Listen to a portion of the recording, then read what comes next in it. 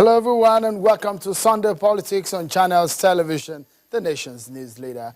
I'm Seun Okinbaloye. Let's begin tonight with some top political stories as we have them right now. Let's start off with the news of the rerun election in Adamawa State, where INEC has declared results in that exercise. The APC candidate Talatu Yohana has emerged in the lead at the rerun poll of Lamude, Norman and Demsa Federal Constituency of Adamawa State, based on the result released by INEC. According to INEC, Talatu Yohana of the APC polled 24,126 votes to emerge in the lead, while PDP's trail in the second position with a total vote of 11,513 out of 178,471 registered voters. Only 44,577 turned out for accreditation, while 44,028 votes were cast, but 1,293 of it were counted as rejected votes. Although the report of low turnout, but the election is adjudged peaceful, as there is no record of violence during the exercise.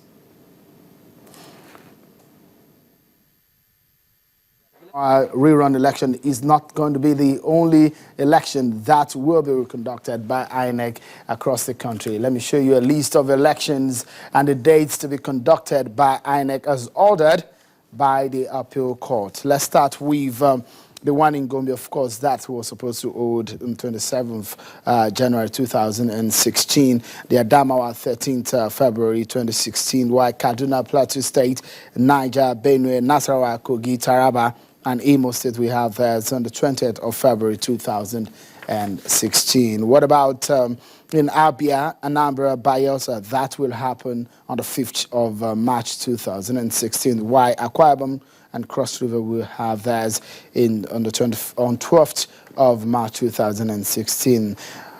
In most of the federal constituencies and senatorial seats in River State, that will happen on the 19th of March 2016. Well, let's bring you update on the Ekiti Gate story we have been following. Of course, you know that interview with Dr. TKO Aluko happened here. You remember that interview here on the program. Several developments have since come up after the edition of the show. We understand that a magistrate court in Ekiti State has ordered his arrest. But we are gathered also that Dr. Aluko has since gone to the same court to stop his arrest. We also gathered that the Department of State Security Service called him in, where he was grilled on the matter regarding the Ekiti 2014 governorship election. We bring details of how things pan out in the end.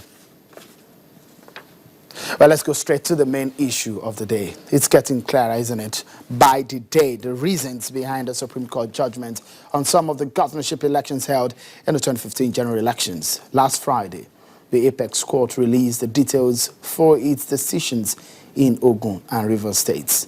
So let's take a look at what happened. Majorly in that particular exercise, the contest in court was between the APC and the PDP governorship candidate. The APC candidate Dakuko Peterside in River State, and of course the PDP candidate Johnston Wike, who won that case at the Supreme Court alongside his party. Yinson Wike is a candidate of the PDP. But these are some of the reasons for that reason. Well, of course, the Supreme Court said that the tribunal was induced by hearsay. Evidence is raised by the All Progressives Congress, APC, and its candidate, Dakuko Peterside, in the petition filed against the conduct of the 2015 governorship election polls in the state. It went further to say that the respondent in the appeal, that is the APC, failed to substantiate its claims in line with proof of evidence as the allegation of massive rigging and violence in 23 local government areas of the state, as it was only able to substantiate its claims on 4 of the affected areas. Okay, let's take a look at what happened in Ogun State. You remember that Ogun State and River State were some of the details that we got last Friday. You know, Amosun, Ibikunle Amosun is a candidate of the APC, and his victory was challenged by Mr. Gboyega Isiaka of the PDP. And these are some of the reasons given by the Supreme Court to uphold the election and the victory of Ibikunle Amosun of the APC. The court said that it dismissed the appeal in favor of Amosun on the grounds that it lacked sufficient evidence to back up its claims. It also says that the appellant called only 9 witnesses for just 12 polling units, and that out of the total of 1,672 polling units in contention, and given the nature of the inadmissible evidence tendered, the appeal was dead on arrival. Well, those are some of the details coming in on that, those two judgments. We're still expecting judgments in Taraba, Akwa Ibom. The Supreme Court said is going to release the details of those. And don't forget in Ebonyi, in Gombe, in Ebonyi precisely, we've gotten some details and some of the issues that we are going to be discussing on the program tonight. There are definitely going to be far-reaching impact of the Supreme Court judgments of Nigeria's on the Nigerian electoral system. The verdict will either alter or alter the existing arrangement we have on the ground. But then one of the issues generating from some of the judgment is the way and manner the Independent Electoral Commission INEC conducted its activities. In this right, the umpire introduced the card reader machines and the permanent voter cards, all in the bid to ensure free and fair polls. But it appears the innovation by INEC may be heading for an early grave. Why? Okay, some of the judgments are clearly not in support of the devices or technologies introduced by INEC. Our laws in support of what? Some of these introductions by INEC? Well, that's our focus on the program. Let's take a look at some of this information on those technologies that was introduced. You remember what happened in 2014 when these two devices, the card reader machines and the permanent voter cards, were introduced by INEC. And ahead of that particular election, INEC promised to sanitize the voter register before the elections. You remember what INEC did? There are about 2 processes which INEC did on the register, which it says that it wants to sanitize the double registration, the names of those who are dead, the names of new registrants who turned 18 before that exercise, looking up to that exercise. So INEC plan to sanitize the card reader. Don't forget, the register, rather, is the spine of any electoral process world over.